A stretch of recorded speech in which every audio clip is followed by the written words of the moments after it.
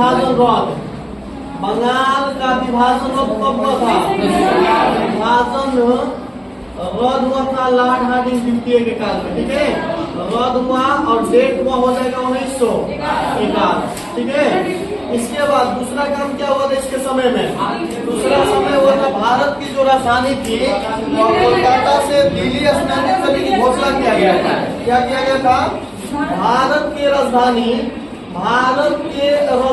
जो है कोलकाता से कहाँ? राजधानी कोलकाता से दिल्ली स्थानांतरित किया गया है। कोलकाता से कहाँ किया गया है? दिल्ली स्थानांतरित किया गया है, जो 1974 से स्थानांतरित कब तक रही है? मतलब ये राजधानी जो रहा है कोलकाता से 1974 से 1911 तक रहा है कोलकाता में, ठीक है। इसके बाद और कुछ हुआ है 1912 ईस्वी में, बताइए क्या हुआ है? राजधानी पूर्णतः स्थानांतरित हो गई थी। राजधानी दिल्ली में पूर्णतः क्या हो गई थी? दिल्ली में पूर्णतः स्थानांतरित हो गई थी, पूर्णतः स्थापित हो गई थी। किसके काल में? लॉर्ड हार्डिंग द्वितीय के काल में। इसके बाद बिहार का स्थापना कब हुआ था, याद है? बिहार की स्थापना 22 मार्च 1900 कितना था? 22 मार्च 1912। तो इसके समय भी ये आ जाएगा बिहार की स्थापना। बस समझ में गया? और बताइए 1912 के बाद डेट आता है 1913। 1913 किसका फेंका गया था?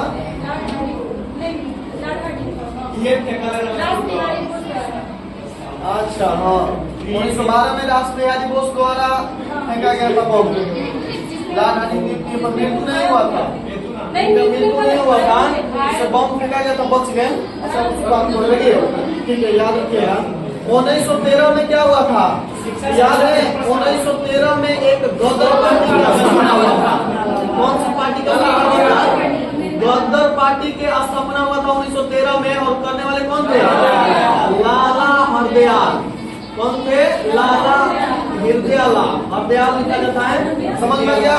तो 1913 में गदर पार्टी की क्या हुआ था स्थापना? 1914 प्रथम विश्व युद्ध किसके समय हुआ था?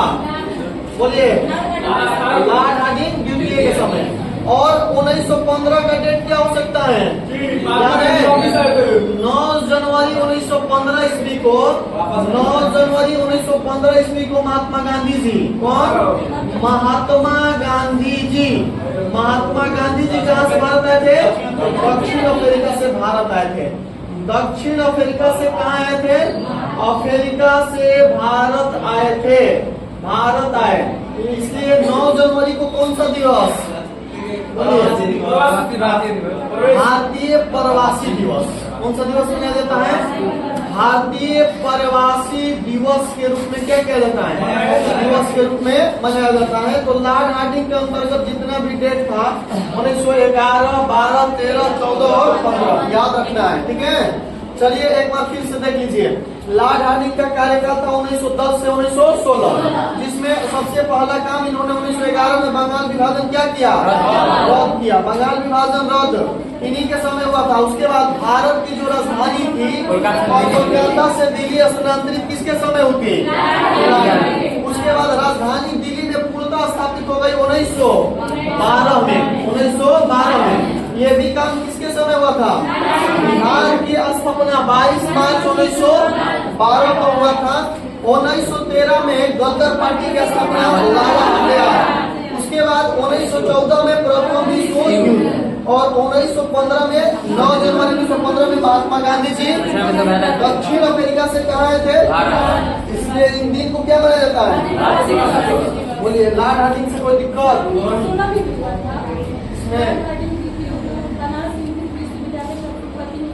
हाँ, लॉर्ड हार्डिंग द्वितीय को कुलपति को 16 में आ जाएगा। तो ये उसके दौर में पढ़ा जाएगा, इसके बाद वाला, क्योंकि उनका 16 अंत था और उनका 16 स्टार्टिंग था। बात समझ में गया? तो ये क्वेश्चन दिया होगा। बात समझिए, लॉर्ड हार्डिंग जो थे ना द्वितीय, इसको 1916 में कुछ समय के लिए बनारस विश्वविद्यालय कुलपति नियुक्त किया गया था। तो लिख लीजिएगा, याद कर लीजिएगा 1916 में। लेकिन 16 स्टार्ट उनके समय में हुआ था। देखिए किस चीज का? ये क्यों हुआ था? जितना इसके अंतर्गत डेट आ जाएगा आप लोग याद रखिएगा, बस समझ में गया?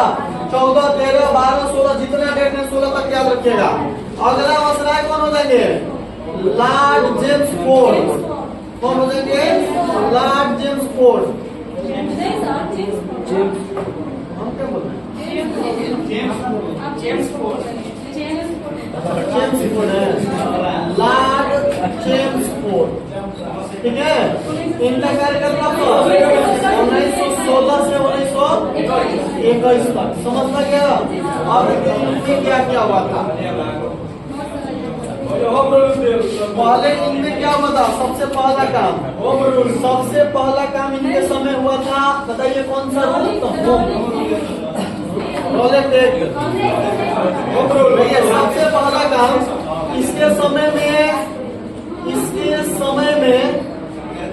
इसके समय में होम रूल लीग आंदोलन हुआ था। क्या हुआ था? होम रूल, कौन सा आंदोलन? League home rule.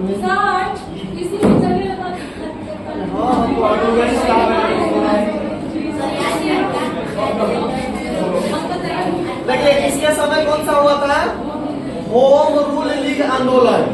Home rule league आंदोलन। पहले तो हमको पढ़ा लेने दीजिए, तब छूटेगा तो बोलना। क्या हुआ था? इसके समय कौन सा रूल आंदोलन हुआ था? Home rule. अब देखिए अगर होम रूल लीग आंदोलन पढ़ोगे तो बहुत ज्यादा टाइम लगेगा। इस होम रूल लीग आंदोलन कौन किए थे? बाल गंगाधर तिलक और एनी बेसेंट दोनों, ठीक है। लेकिन इसको स्टार्ट किया था आयरलैंड के नेता था क्या है? रेडमान। ये 2 चरण में स्टार्ट हुआ था होम रूल लीग आंदोलन, ठीक है। याद रखिएगा इसके समय में और क्या हुआ था? तो इसके समय में बोलिए लखनऊ अधिवेशन हुआ था। क्या हुआ था? इसके समय में कौन सा अधिवेशन हुआ था? लखनऊ अधिवेशन हुआ था। लखनऊ अधिवेशन, बात समझ में गया? लखनऊ अधिवेशन की अध्यक्षता कौन कर रहे थे? इस लखनऊ अधिवेशन की अध्यक्षता करने वाले नेता कौन थे? अंबिका चरण मजूमदार। कौन थे? इसके समय में और लिखिए, इसके समय में लखनऊ समझौता भी हुआ था। क्या हुआ था? लखनऊ समझौता। और ये लखनऊ समझौता किनके बीच हुआ था? समझौता हुआ था। और ये लखनऊ समझौता हुआ था बाल गंगाधर तिलक और मोहम्मद अली जिन्ना। किसके बीच हुआ था? बाल गंगाधर तिलक और मोहम्मद अली जिन्ना के बीच। तो 16 वाला डेट याद हो गया। 16 में 3 काम हुआ था। पहले क्या हुआ था? होम रूल लीग आंदोलन, एनी बेसेंट और कौन थी? बाल गंगाधर तिलक। इसके समय में लखनऊ अधिवेशन हुआ था जिसकी अध्यक्षता करे थे अंबिका चरण। उसके बाद इसके समय में लखनऊ क्या हुआ था? समझौता। अब हम लोग 16 के बाद अगला डेट में पढ़ेंगे। इसके समय में 17 में हुआ था चंपारण सत्याग्रह। इसके समय में कौन सा हुआ था? चंपारण सत्याग्रह। चंपारण सत्याग्रह जो हुआ था ये कहाँ का है? सत्याग्रह हुआ था। महात्मा गांधी जी के भारत में पहला आंदोलन कौन था? चंपारण सत्याग्रह 1916 में 17 में हुआ था। ये चंपारण सत्याग्रह में किसान के नेता कौन थे? रामचंद्र शुक्ला। और 20 मई 1959 में रामचंद्र शुक्ला की क्या हो गया था? तो वह कौन सा अंग्रेज था जो इनके अंतिम संस्कार में 300 रुपया दिया था? एमन। नाम था एमन, ठीक है। बाकी पढ़ाए थे हम लोग एक और क्वेश्चन कि चंपारण सत्याग्रह में महात्मा गांधी जी को जान बचाने वाला कौन थे? बाकी सब ये जितना लिख रहे हैं ना, ये ईस्वी में एक पार्ट इसको पढ़ा जाता है लाइन से। समझ में गया? ये यहाँ केवल हम ये लिख रहे हैं कि लखनऊ समझौता हुआ था 16 में इसके समय में। बाकी अगर इसको आराम से एक करके पढ़ना पड़ता है। इसके बाद 1917 के बाद आ गया 1918 का डेट। याद रखिएगा ये सब 1916 में, ये कब हुआ था? 1917 में। इसके बाद 1918 में इसके समय 2 और हुआ था। इसके समय 1918 ईस्वी में 18 में 2 काम हुआ था। याद रखिएगा, एक हुआ था खेड़ा आंदोलन। खेड़ा कौन सा आंदोलन? खेड़ा आंदोलन जो गुजरात के खेड़ा में पड़ता है, और एक था अहमदाबाद मिल मजदूर आंदोलन। अहमदाबाद मिल मजदूर आंदोलन, इस अहमदाबाद शहर को यूनेस्को में कब शामिल किया गया था? 17 में कि 18 में? ठीक है, याद रखिएगा। 1918 में दो आंदोलन कौन सा हुआ था? खेड़ा आंदोलन, ये दोनों के दोनों महात्मा गांधी जी के नेतृत्व में हुआ था। ठीक है, तो 18 के बाद समझना गया, 16 में 3 काम, 18 में 2 काम, 17 में 1 काम। इसके बाद आएगा 1919 ना। तो सबसे पहले 19 मार्च 1919 ईस्वी में कौन आया था? Rowlatt act.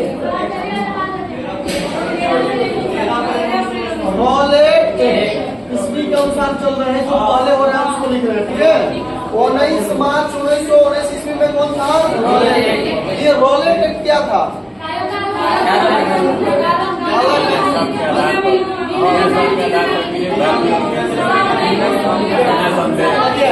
सुनिए, आपको मान कीजिए, देखिए रॉलेट एक्ट जो अंग्रेज का नाम था रॉलेट, सिडनी रॉलेट, भारत में बढ़ते क्रांतिकारी गतिविधि को रोकने के लिए इन्होंने एक कानून लाया था। उस कानून को क्या कहा जाता है? और यह कानून आया था 19 मार्च 1919। ये रॉलेट एक्ट के अध्यक्षता में, रॉलेट सिडनी की अध्यक्षता में हुआ था, और इस एक्ट को महात्मा गांधी जी ने काला कानून कहा था। ये भी क्वेश्चन पूछा जाता है कि रॉलेट एक्ट को काला कानून किसने कहा था? तो महात्मा गांधी। इस कानून के तहत शक के आधार पर या सरकारी दस्तावेज के आधार पर किसी भी भारतीयों को गिरफ्तार किया जा सकता था। बात समझ में गया? और इस रॉलेट एक्ट जो था कानून, किसी भी भारतीयों को गिरफ्तार करने वाला कानून था। इसलिए भारत के दो नेता डॉक्टर सत्यपाल किचलू और डॉक्टर सत्यपाल मलिक को क्या किया गया था? इसी एक्ट के तहत क्या कर लिया गया था? और यही दो मेन नेता हुए डॉक्टर सत्यपाल मलिक किचलू, जिन्होंने जालियांवाला बाग हत्याकांड हुआ था। उसी के कारण जो आगे हम लोग पढ़ेंगे डिटेल से बाद में। ठीक है, इसके बाद हुआ था 13 अप्रैल 1919। 13 अप्रैल 1919 में क्या हुआ था? जालियांवाला बाग हत्याकांड। क्या हुआ था? जालियांवाला बाग हत्याकांड। बात समझ में आ गया? ये जालियांवाला बाग हत्याकांड कई लोगों को नौकरी दिलवा दिया। बोलिए, ये मेरिट बनवा दिया कई लोगों का। नहीं समझ में आ रहा है? पहले सबसे ज्यादा ये क्वेश्चन पूछा जाता था पहले के जमाने में। अब ये नहीं क्वेश्चन पूछा जाएगा कि रॉलेट एक्ट क्या था, कब आया था, बहुत कम। मतलब वास्को डी गामा भारत कब आया था पूछा जाएगा? सबको इसमें और पुलिस में पूछा गया था वास्को डी गामा भारत कब आया था। इसके बाद दरोगा में भी पूछा गया था, सेट मिला था ना। तो जालियांवाला बाग हत्याकांड कब हुआ था? पहले जितना लोग का नौकरी होता था वो सब बीवी पढ़ के नौकरी लिए हैं। लुसेंट के पीछे वाले पहले, आज से 10 वर्ष बाद की बात बता रहे हैं। बीवी पढ़ लो, एग्जाम निकल जाएगा। भारत में प्रथम महिला पुरुष फलाना चलाना सब। ठीक है, अब वो सब कुछ में नहीं कर रहा है कि भारत में प्रथम महिला कौन थी, पुरुष कौन था।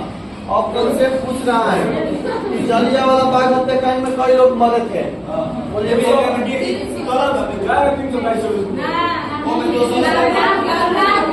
लाखों आदमी मरे थे।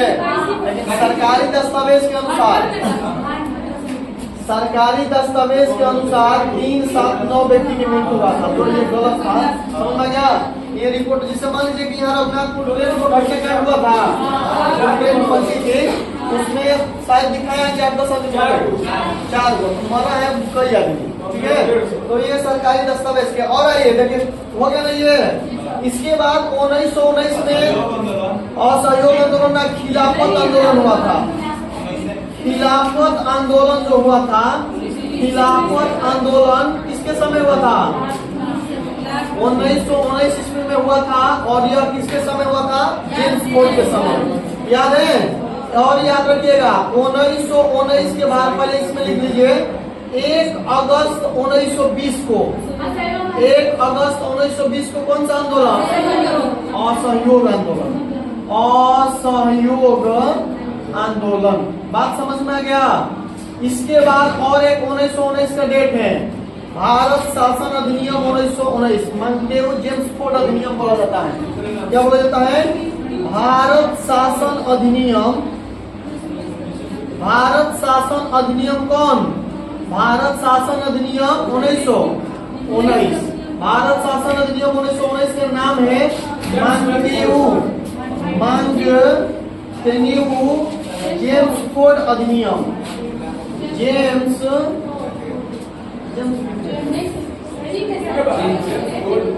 लिख रहे हैं, मांगटेन्यू जेम्स कोड अधिनियम, वो अलग है। जेम्स कोड को नहीं है, जेम्स कोड अधिनियम। बात समझ में गया? इसका नाम है। अब देखिए, अब ये जो 1919 का अधिनियम है, इसके अंतर्गत जितना काम हुआ होगा ये सब किसके समय आ जाएंगे? और ये पढ़ना है किसके समय क्या क्या हुआ था, समझ में आ रहा है जी?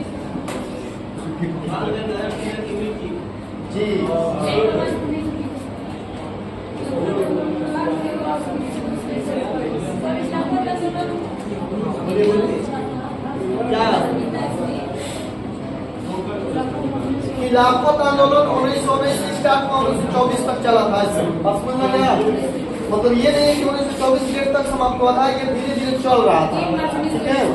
उसके बाद देखिए, अब 1919 वाला में 1919 में पहला काम क्या हुआ होगा कि प्रत्यक्ष निर्वाचन पद्धति आया। इस अधिनियम के तहत क्या है? प्रत्यक्ष निर्वाचन पद्धति। इसका मतलब समझ में आ रहा है? प्रत्यक्ष निर्वाचन पद्धति का मतलब समझ में आ रहा है कि नहीं है? बताइए, बोलिए। नहीं समझ में आ रहा है?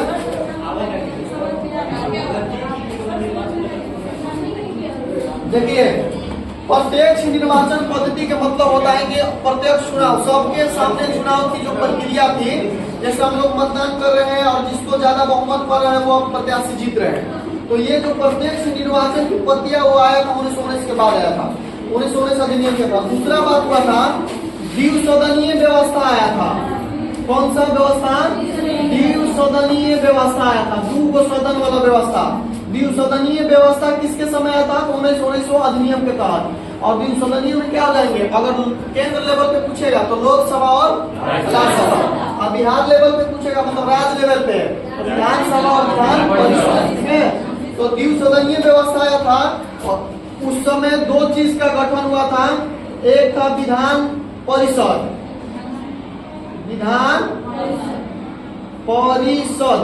और दूसरा था विधानसभा। क्या था? विधानसभा। उस समय की बात बता रहे हैं 1919 के। विधान परिषद में उस समय सीटों की संख्या टोटल कितना था? 60। और उस समय विधानसभा की संख्या कितना था? 140। बात समझ में गया?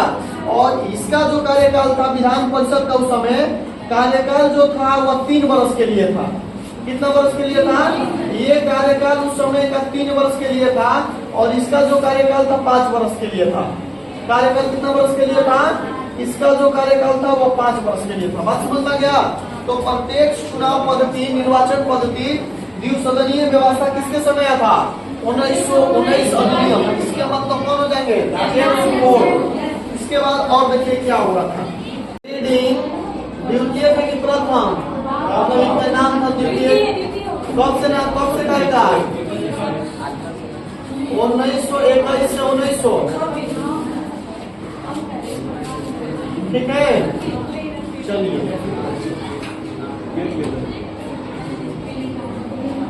चलिए 1916 से 21 से 26 की जितनी घटना हो जाएगी और किसके समय हो जाएगी? रीडिंग के समय।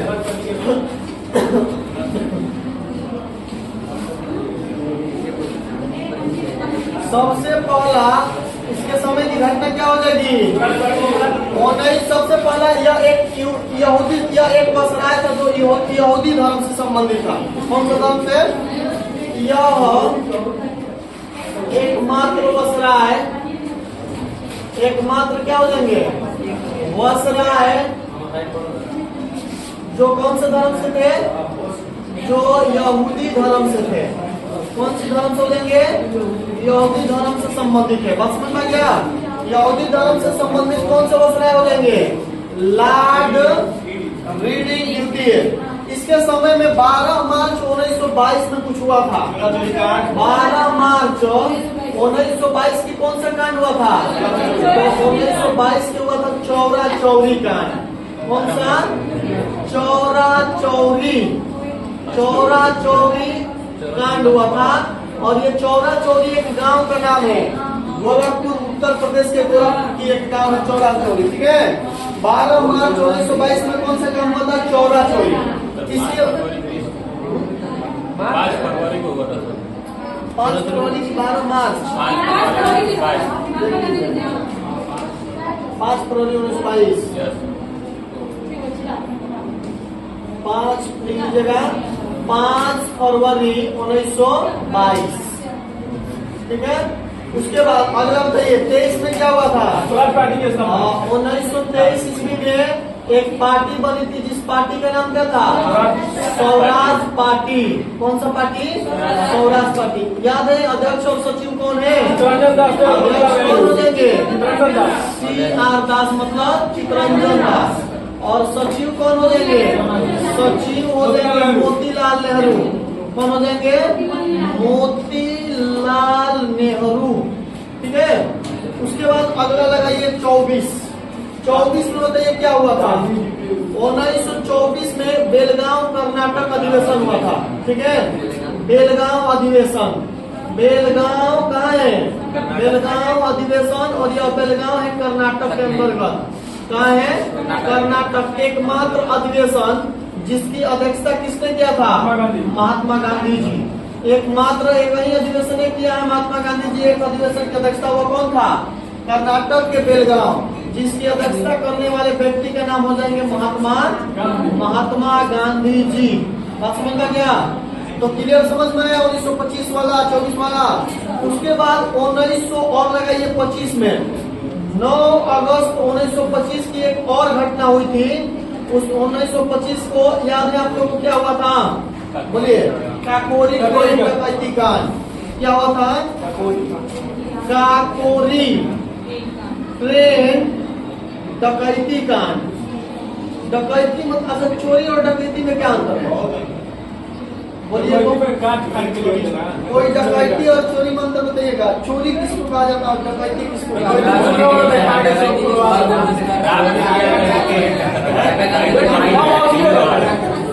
डकैती सामने से हुई, चोरी चोरा चोरी सामने चूड़ा वाला। अच्छा होता है कभी कभी सुनने को मिलता है कि फलाना गांव में डकैत आएगा, उसका मतलब क्या होगा? देखिए चोरी और डकैती का एकमात्र डिफिनेशन अंतर कि कम लोग जब मिलकर करते हैं ना तो चोरी बोला जाता है। ज्यादा लोग मिलकर तो उसको क्या बोला जाता है? डकैती बोला जाता है। अब समझना क्या? तो 9 अगस्त 1925 में काकोरी ट्रेन डकैती कांड हुआ था। एक और 1925 का डेट याद रखिएगा, कानपुर अधिवेशन। क्या हुआ था? कानपुर जो अधिवेशन हुआ था, कांग्रेस के कानपुर अधिवेशन की अध्यक्षता कौन कर रही थी? सरोजिनी नायडू। कौन कर रही थी? सरोजिनी नायडू। सरोजिनी नायडू जो थी एकमात्र महिला कांग्रेस अध्यक्ष बनी थी। बात समझ में गया? तो 26 से तक पढ़ना है, 1925 तक हम लोग पढ़ लिए, ठीक है। देखिए एकमात्र वसराज जो कौन से धर्म के थे? Lord Irwin. 12 फरवरी 1912 को चौरा चौरी कांड हुआ था। 1923 में स्वराज पार्टी की स्थापना हुआ था। 1924 में बेलगांव अधिवेशन महात्मा गांधी जी क्या किए थे? अध्यक्षता। और 9 अगस्त 1925 को काकोरी ट्रेन डकैती। उसके बाद 1925 में कानपुर। क्लियर? चलिए इसके बाद कौन हो जाएंगे? Lord Irwin. और लॉर्ड इरविन के बाद बचेंगे लॉर्ड वेलिंगटन। उसके बाद Lord Linlithgow, Lord Wavell, Lord Mountbatten. कहानी समाप्त। वसराज खत्म हो जाएगा।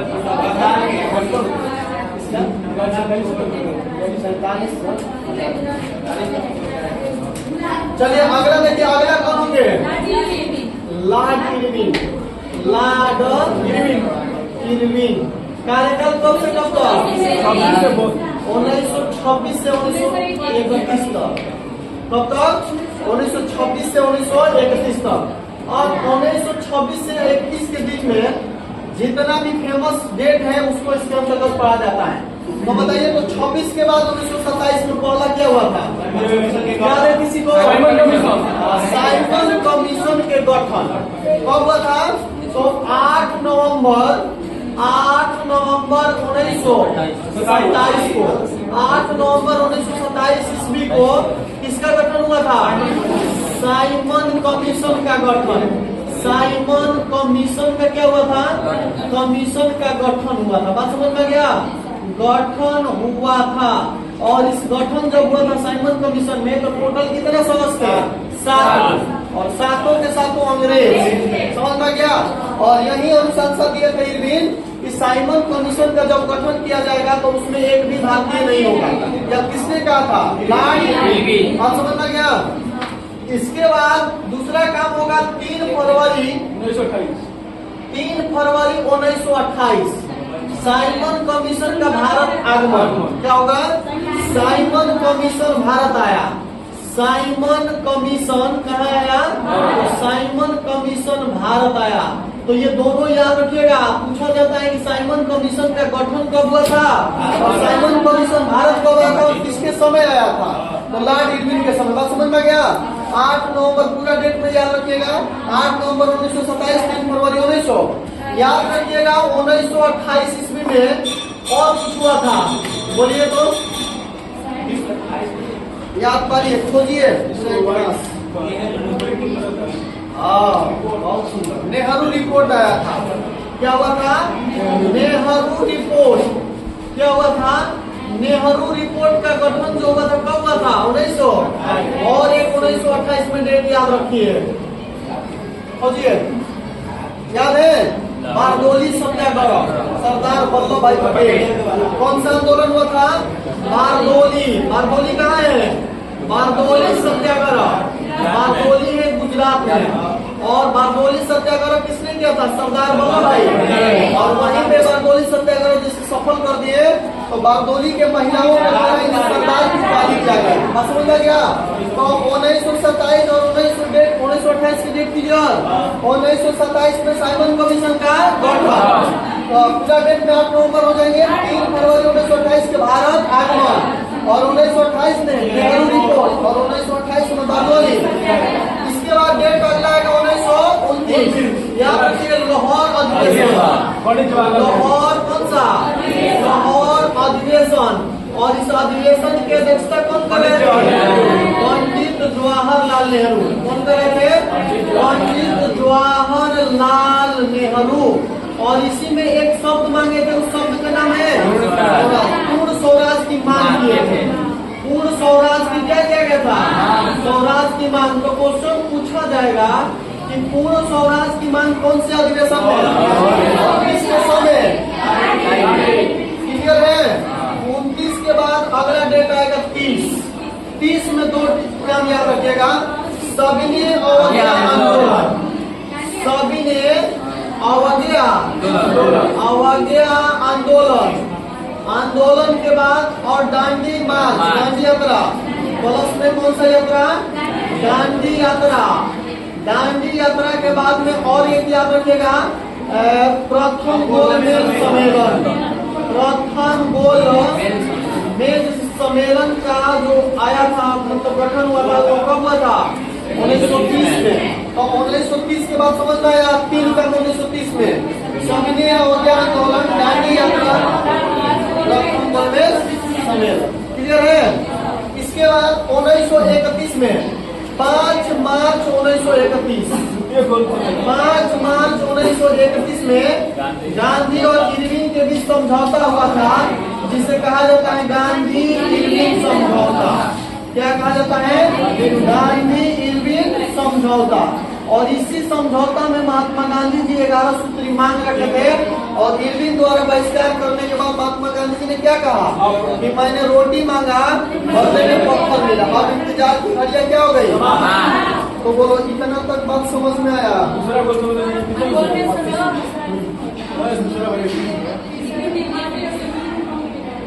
इसमें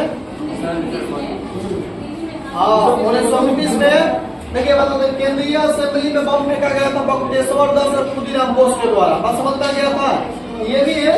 तो वो वहाँ डेट में पढ़ना अच्छा होगा, कार्यकाल के दौरान इसके समय। ठीक है? 1929 में उनकी फांसी मतलब बम फेंके थे बक्टेश्वर था केंद्रीय असेंबली के मतलब लोकसभा में समझ में गया। इन्हीं के समय हुआ था, तो याद रखिएगा, क्लियर है ना ये सब बात।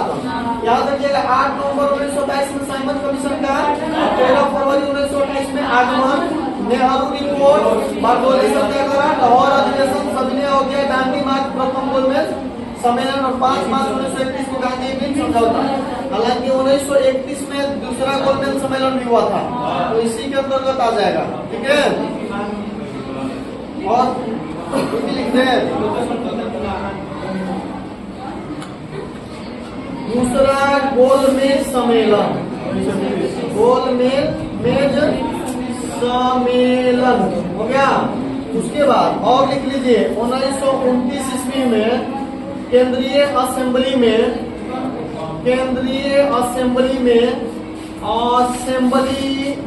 क्या फेंका गया था? असेंबली में बम फेंका गया। क्या फेंका गया? बम फेंका गया हो गया ना। अब आप याद रखिएगा सारे, तो 4 आज भी खत्म हो गया, अब 4 बच रहे हैं, आज तो खत्म होगा ही नहीं, तो इसलिए 4 को छोड़ देते हैं अगला दिन के लिए, और कल हमारा कब छुट्टी रहेगा, क्योंकि मैच जब लगेगा